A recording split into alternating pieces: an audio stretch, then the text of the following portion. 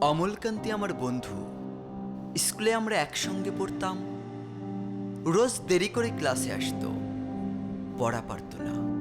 শব্দরূপ জিজ্ঞেস করলে এমন অবাক হয়ে জানলার দিকে তাকিয়ে থাকতো যে দেখে ভারী কষ্ট হতো আমাদের। আমরা কেউ মাস্টার হতে চেয়েছিলাম, কেউ ডাক্তার, কেউ উকিল। অমলকান্তি সেসব কিছুই হতে চায়নি। সে রোদ্দুর হতে চেয়েছিল।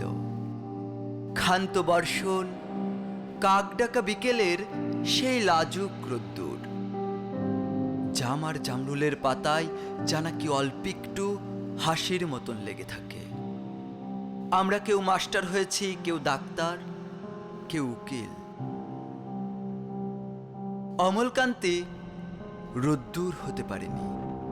সে এখন অন্ধকার একটা ছাপাখানায় কাজ করে।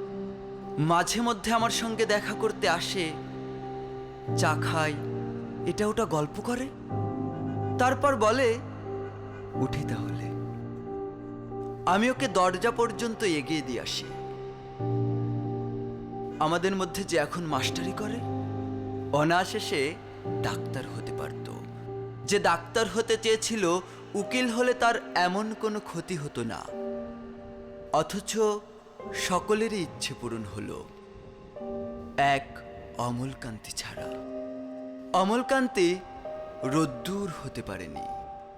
সেই অমলকান্তি রোদ্দুরের কথা ভাবতে ভাবতে ভাবতে ভাবতে যে একদিন রোদ্দুর হতে চেয়েছিল।